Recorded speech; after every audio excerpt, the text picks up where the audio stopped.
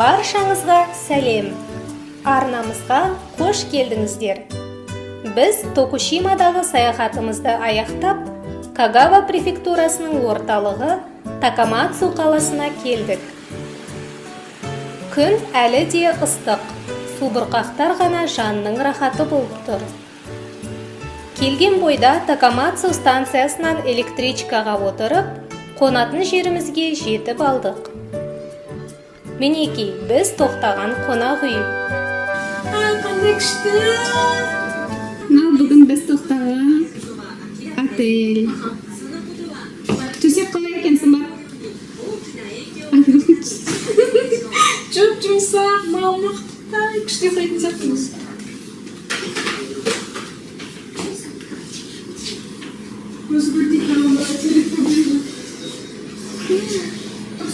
Мына жақта жуынатын жер, фен бар, ең керек нәрсе.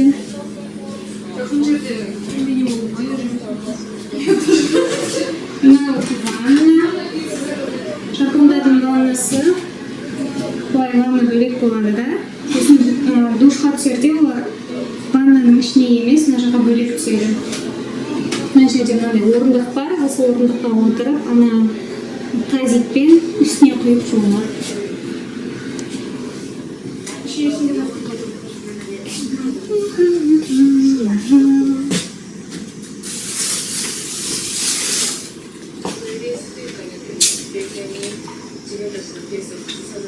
Wi-Fi бар ма, кстати? Реклама. Ең бастысы бұнда тоқ бар. Және өте көп тоқ. Бізге ең керек нәрсе. Ең керек нәрсе. Гаджеттердің бәрін зарядтап алуға. Келесі күні жаңбыр жауып тұрғанына қарамастан, таңертең ерте тұрып, осы Кагава префектурасының көрнекі орны Шикокумураға жол тарттық. Ауа райы бірте-бірте бұзыла берді. Біз болсақ автобуспен тауға өрмелеп барамыз. Сәл қорқынышты болды. Оның үстіне автобустағы жолаушы үшеуміз ғана. Дегенмен діттеген жерге аман есен жеттік. Сәлем достар, сіздермен бірге Вайпо Фаяз. Біз бүгін Кагава префектурасының ең басты қаласы Такамацу қаласында жүрміз. Негізі келген себебіміз осы қалаға. Осы жерде Шикоку дәуірінен ежелгі кезден бері барлық осы Шикоку префектурасының әрбір шетінен жинаған ежелгі үйлер, ежелгі мұралар, тарихи мұралар. Соның барлықтары осы жерде жиналған. Осыны көру үшін келгенбіз осы жерге. Мына көпірді біз интернеттен көріп, қатты осы көпірге келгіміз келген еді. Себебі бұл көпір өте ежелден бері бар. Және өте қорқынышты. Өте қазір көзі бір адам өткен өзінде кәдімгідей қимылдап, құлап қалатындай тұра. Амазонканың бойындағы көпірлер болады ғой, ежелгі замандағы. Америка аборигендердің көпірлері сияқты. Қазір өтеміз осы көпірге. Бір-бірлеп өтеміз. Бір-бірлеп өтеміз, иә. Дайындалып отырық қазір суға. Кеттік. Қай жолын болсын.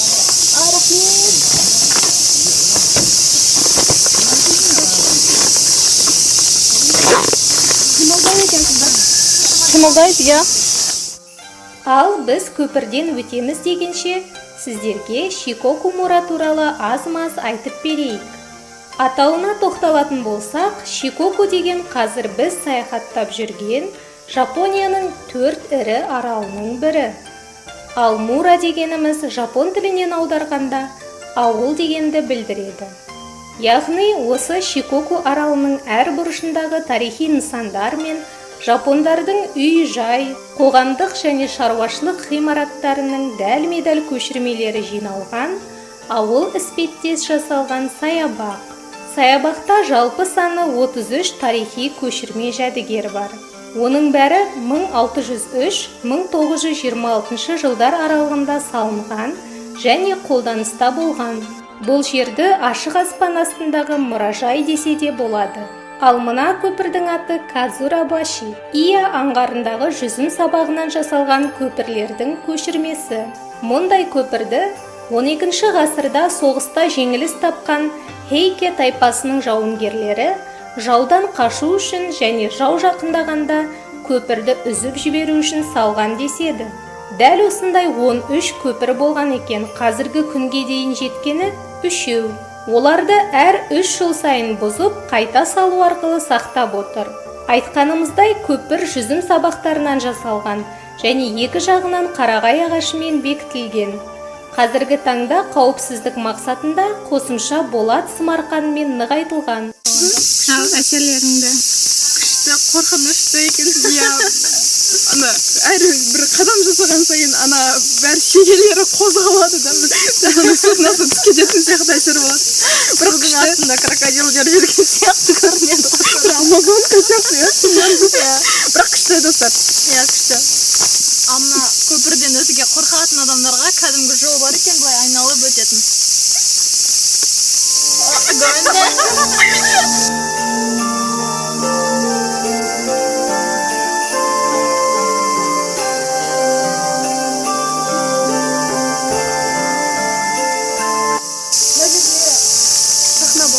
Бұрынғы адамдар осы жерде көміп кіргізген. Ана жерге отыратын орындарына дейін бар.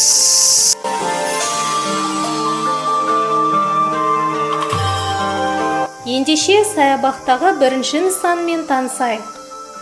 Бұл Эдо кезеңінде, яғни 1600-1800 жылдар аралығында салынған Кабуки театрының сахнасы. Эдо кезеңінде Жапонияның түкпір-түкпірінде қарапайым халыққа арнап, осындай сахналар көптеп салынған. Оны жергілікті халық дәстүрлі фестивальдер мен мейрамдарда әртүрлі рәсімдерді өткізіп, қойылым қойып, көңіл көтеруі үшін салған. Осылайша тұрғындар күнделікті шаруадан, тұрмыс тіршіліктен бір сәт демалып, сергіп алған. Достар, сіздер сахнаның алдында көп шылдырмақтар тұрған көріп тұрсыздар ғой. Бұл бұрында бұндай шылдырмақтар болмаған. Қазір кезде осы сахнаның үстіне адамдар көтерілмеу үшін осы шылдырмақтарды қоршау ретінде. Бұрында негізі бұрынғы кезден бері Кабуки сияқты театрлардың сахнасы өте қасиетті саналған. Және сол жердегі әртістерден басқа адам кірсе, ол бір сол қасиетті жерді қорлауымен тең болған. Сондықтан да сол сахнаға көтерілген әртістерден.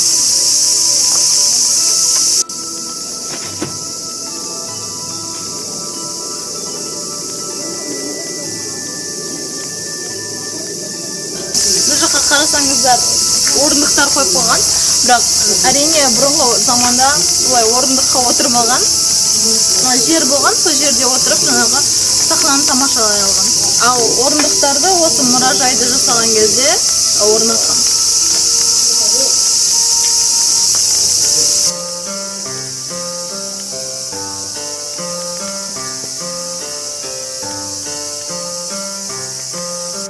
Ал енді екінші нысанмен танысайық.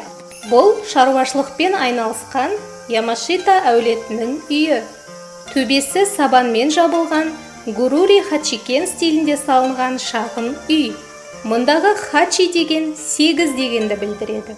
Ал кен деген шамамен 1,8 метрдей болатын жапондардың дәстүрлі өлшем бірлігі. Бұл аумағы 118 метрлік үй. Үй еденінің жартысы кәдімгі жер, жартысы ағаштан жасалған. Ағаштан жасалған бөлігінде Окудо-сан деп аталатын дәстүрлі пеш орналасқан. Бұл жер отбасы мүшелерінің тамақтанып, тынығуына арналған. Жер еден үй шаруашылығын жүргізуге арналған. Мәселен, мұнда үй иелері күріш, арпа секілді дақылдарды өңдеп, ұнтақтап, ұн жасаған.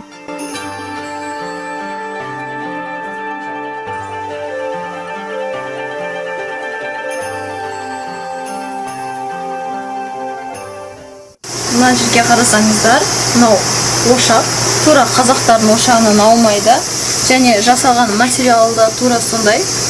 Қамыс пен балшықтан араластырып жасаған.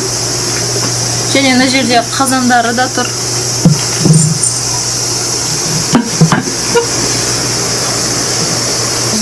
Біз қазір эдо дәуіріндегі үйде тұрмыз, үйдің ішінде. Эдо дәуірі дегеніміз бұл Жапония тарихындағы ең маңызды, жапондар үшін ең маңызды кезең. Себебі эдо кезеңінен бастап жапондардың жапон мәдениетінің, сол жапондықтарға тән мәдениет қалыптаса бастайтын кезең болып табылады. Ана жерде алтарь көріп тұрсыздар ғой. Ол бұрынғы кезеңдері осы жапондардың өзін қайтыс болып кеткен ата бабалардың аруақтарына сыйынатын жері болып табылады. Үйдегі ең қасиетті жер осы болып табылады. Мына жерге қарасаңыздар, эдо заманындағы каллиграфиямен айналысатын жер. Каллиграфияның кисточкалары тұр, мына жерде несі, чернилалар бәрі осы жерде, сияларына. Достар, сіздерге алдыңғы видеоларда жапондардың ваннасын көрсеткен болатынбыз. Оны мына жерден көре аласыздар. Ал қазір сол ваннаның ең ежелгі түрін көрсететін боламыз сіздерге. Қараңыздар. Ашты дейін, кіріп ашты дейін.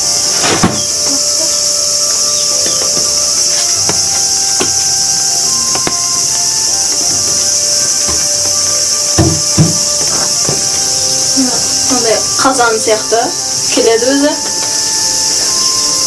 Және қазір бұны кәдімгідей Бұл жерде несі тұрған қарасай? Су ағатын тесік. мына жерде су ағатын тесігі бар. Және Тура қазіргі жапон ваннасы мен душы сияқты. Ол да мына жағында не тұрған. және қазір сыртында қазақтардың банясы сияқты өзіміз қолданатын жаңа от жағатын жері бар. Осындай таң қалып тұрмыз, көріп біз көреміз деп ойламадық. Таң қалып тұрмыз. Туалет. Туалет мына жақта, бірақ іші ашылмайды. Міне.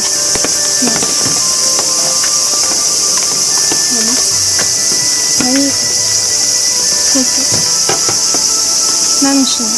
Туалеті, әжетханалары, жапондардың ежелгі әжетханалары. Мындай кішкентай айнасы бар, заттарын қоятын нәрсе. Осындай.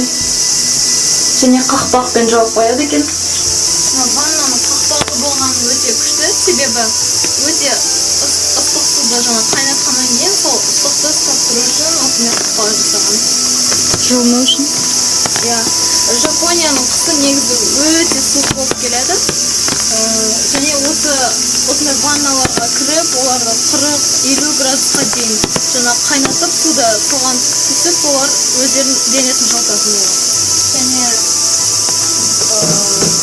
туалеттерінде жаңағыдай оя салмай, қақпақ жасап қойғанның өзі бір жаңағы тазалыққа, жапондар тазалықты қатты ұстанатын бір белгісі деп ойлаймын.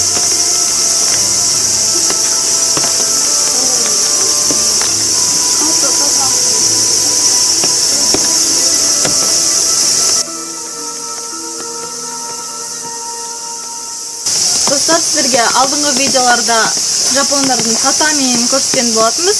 Ал қазір біз сол татамидің ежелгі түрлерінің бірін көріп тұрмыз мына жерде. Ошаққа көңіл бөліңіздер. Ошақ. Ортасына ошақ.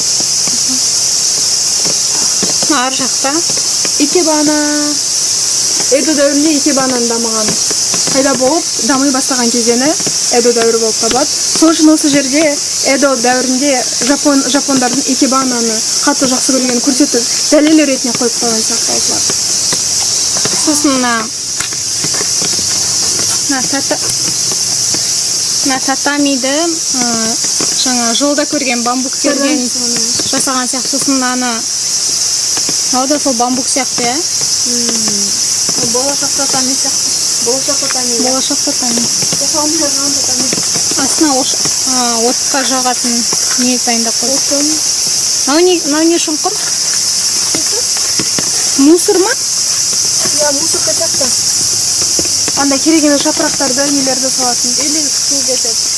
Су кетпейді. Су ана жақтан кетеді.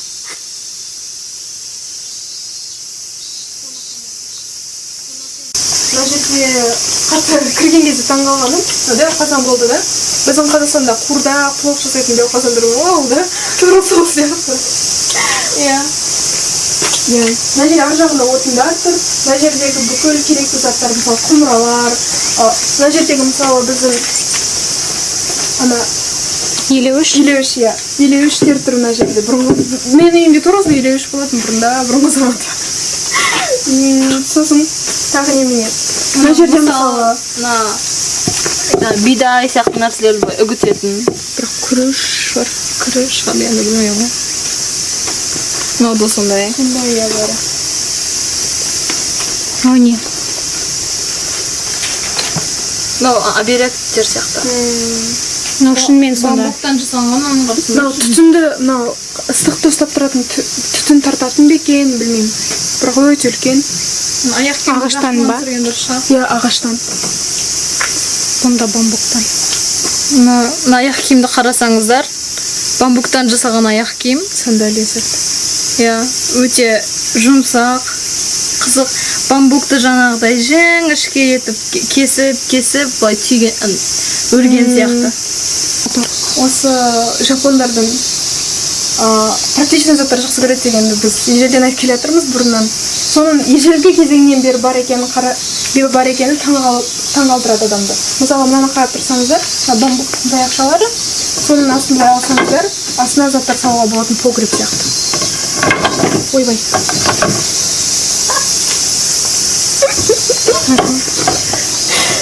Сендер болмайын білдің бір заттар. Сосын сол бамбуктардың үстіне мынандай тақтай қойып, Иә, жатып тақтай қойып, оның үстіне екі қабаттап өрілген татамиді қойып, сөйтіп ұйықтаған. үстіне отырады, жатады. Тура солай болған. Ол кезеңде ағаштан тұтас еден жасау көп адамға қол жетімсіз болғандықтан, бамбукты пайдаланып осындай едендер жасаған екен. Мына төсеніштер татами емес, муширо деп аталады екен. Оны сабаннан немесе басқа да өсімдіктерден өрген деседі. Байқасаңыздар, бергі бөлмеде де, арғы бөлмеде де ирори деп аталатын жапон ошағы бар.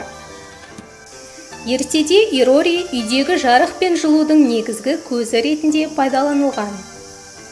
Жапондар оның көмегімен асын пісіріп, киімін кептіріп, жылынып әңгімелесу үшін айналасына жиналған екен. Келесі нысан қолшатыр іспеттес, төбесі сабанмен жабылған құрылыс, Фукита әулетіне тиесілі қант құрағын өңдейтін жер.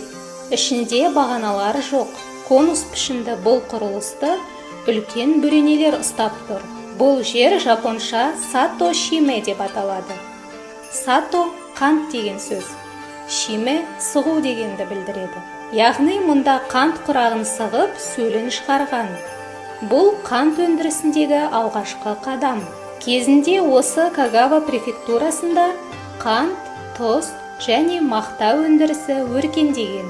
Өндірісті қысқаша сипаттар болсақ, сәуір айында егінді салып, суарып, тыңайтып күтеді. Сосын қараша айында өнімді жинап алады да, өлшеп, осы өңдеу орнына әкеледі. Сосын өгізді айналдырып пайдаланатын мына механизммен қант құрақтарын сығады. Содан соң оны қайнатады. Ортасында өндірістің өзіндік нюанстары бар. Соларды жасағаннан кейін, ең соңында арнайы құмыраларда қоспаны суытып, одан ақ қанттар шығарып, оны бөшкелерге орналастырып, әрі қарай жөнелткен.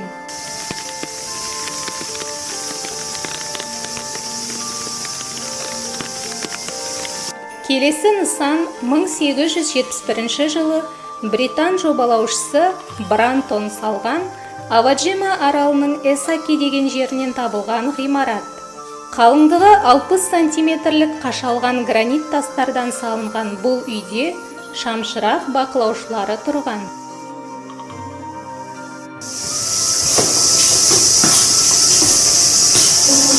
Свет бар ма? Менде бар. Ана жақта не бар? Ана жерде бөлме. Бұрын қаланы. Ана жақта қайла Занятие было страшно, я пошла. Что за шоколада? О боже, я туда не хочу. Ал мына үй ғалым Куме Цукеннің үйі. Жоғарыда айтқанымыздай, Эдо кезеңінде бұл өлкеде қант, мақта және тұз өндірісі қарқынды дамыған. Соған елеулі үлес қосқан тұлға Куме Цукен. Мына тұрған жеріміз бұл 18 ғасырдағы өте атақты адамның үйі болып табылады. Ол осы кісі жан жағындағы адамдарға өте көп ықпалын тигізіп, өте қатты көмектескендіктен осы үйді осы жағдайға дейін сақтап қалған. Ол кісі Жапонияда өндірілетін тұз көлемінің жартысынан көбін беретін тұз кен орындарын тапқан. Ғалым Куме Цукен геодезия саласында көптеген жетістіктерге жеткен. Сонымен бірге әскери кеме, зеңбірек, тапанша, механикалық желдеткіш секілді заттарды жасап шығарып, өнертапқыштығымен де атақты болған.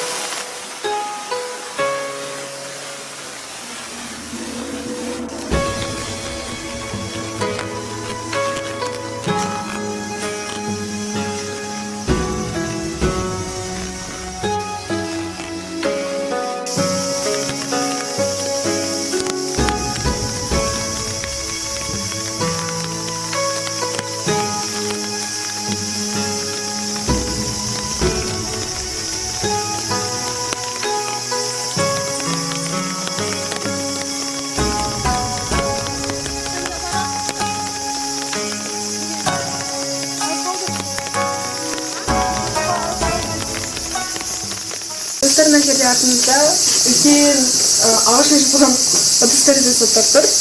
Бірақ осыларға жапондар, бұрынғы Эдо дәуіріндегі жапондар соевый соус жасап,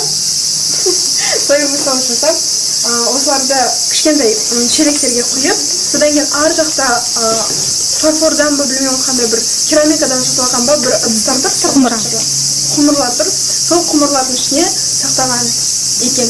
Бірақ негізгі осы соя соусы бұл жапондардың тағамдарының ішіндегі ең керекті күрішпен бірге жейтін, балықпен бірге жейтін соус болып табылатындықтан олар ежелгі кезден бері осы соя соусын дайындайды екен.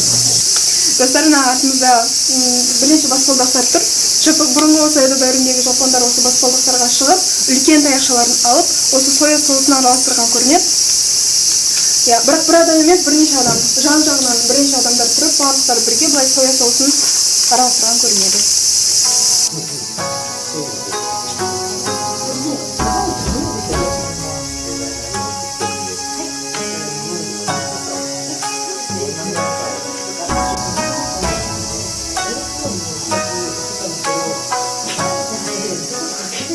Мұндағы шикізат, соя соусы шикізат ретінде болғандықтан, осы жерге келіп, оны аяғына дейін өңдеп, дәм беріп, мына әдемі құмыраларға құйып сатқан болатын.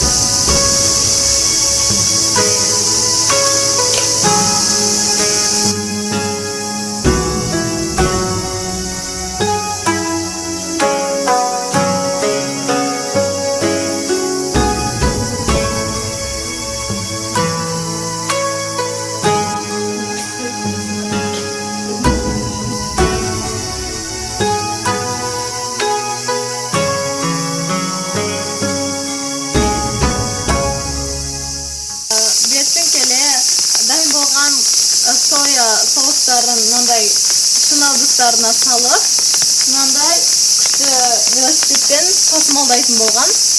Nazirde arnayı kadınғы velosiped emes, arnayı sol tasmaldauga arналған velosiped болып табылады.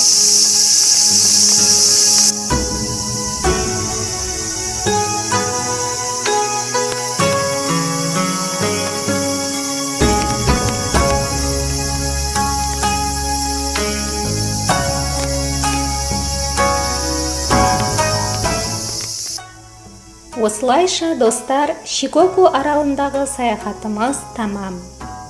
Сіз бен біз болып, Шикоку аралының 4 префектурасының 4 негізгі қаласын араладық. Эхиме префектурасының Мацуяма қаласында дәмді мандариндерден дәм татып, Мацуяма сарайының салтанатына тәнті болдық. Кочи префектурасының Кочи қаласында Йосакой мейрамының тарихымен танысып, сол өлкенің юзу жемісінен жасалған өнімдерін татып көрдік. Токушима префектурасының Токушима қаласын қайықпен аралап, 400 жылдық тарихы бар Ава Одори биін өз көзімізбен көріп билеп қайттық. Кагава префектурасының Такамацу қаласында Шикоку Мура саябағына келіп, Эдо кезеңінде жапондар қандай тұрмыс тіршілік кешкенін көріп, тағы бір рет тарихқа сүңгідік. Шикоку аралындағы саяхатымыздың әдемі нүктесі болсын деп, енді Жапониядағы ең дәмді удон кеспесін жеп көрмекпіз. Ол үшін көпірмен арғы бетке өту керек. Ал сіздер бізбен бірге өтіп бара жатқандай болыңыздар.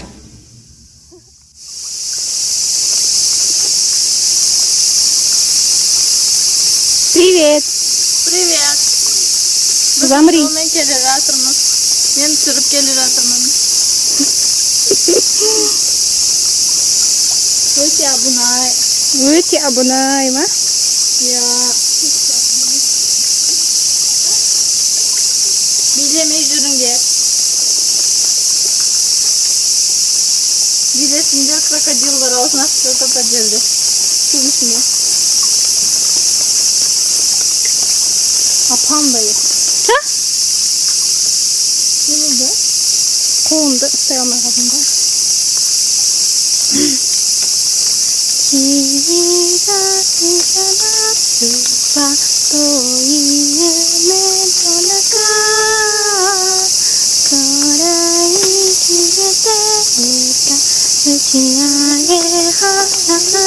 Ал жеттік. Ура!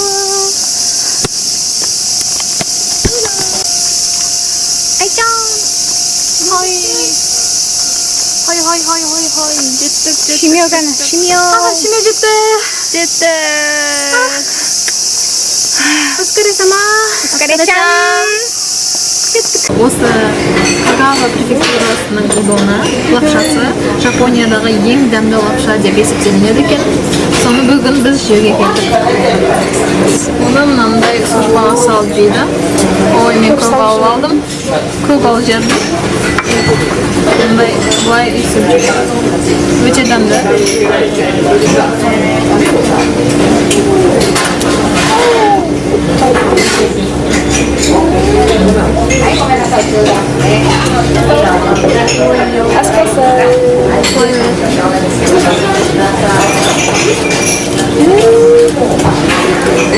Дәмді.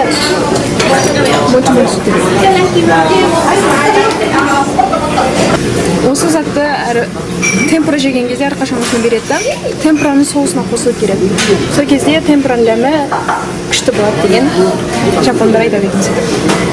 Ал темпура дегеніміз ол түрлі көкөністер және креветканы былай майға қуырғандағыны темпура деп атайды. Өте дәмді. Темпураны осылай күрішпен немесе осылай лапшамен жейді.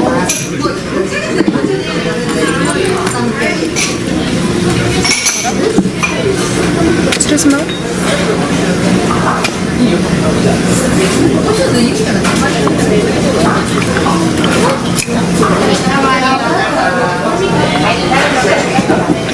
Соны саған қояйын ба, өзің жасайсың?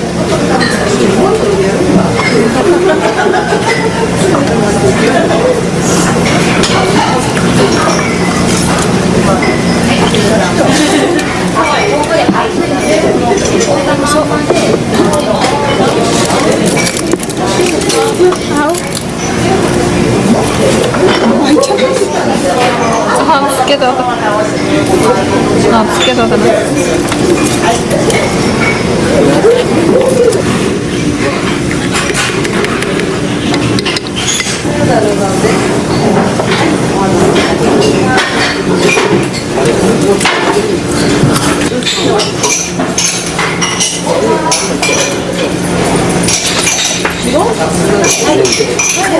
右奥を置いてください。レジの右奥ですね。 Tutmadı mı? Az olsun. Найчан температура қамсыз. Açan appetit Naji.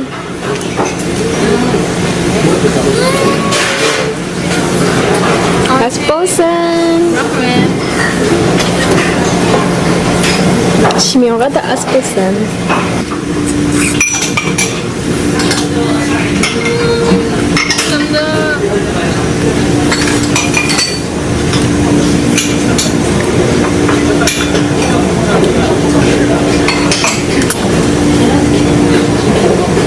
Өте дәмді удон болды.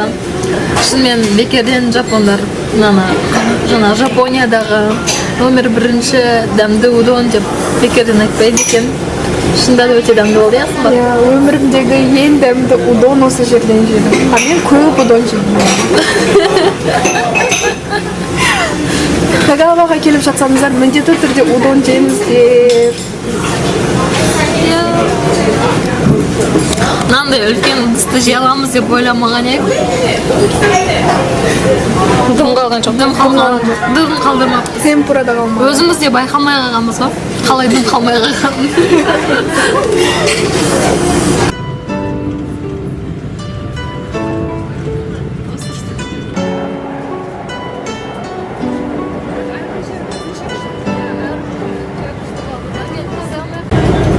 Достар, Шикоку аралынан ең үлкен кәдімгі Хоншу аралына кетіп бара жатырмыз қазір.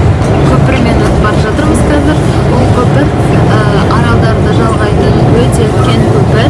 Шикоку мен Хоншуды жалғайтын көпір.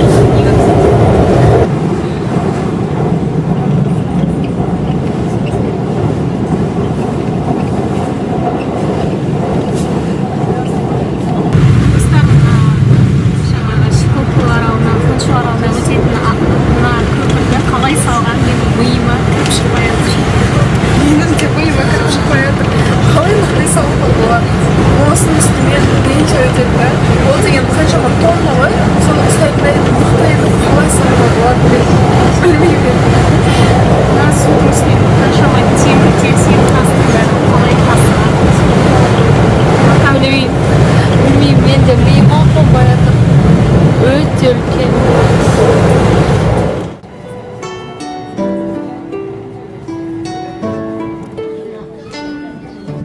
Мінекей достар, құрлыққа да жеттік.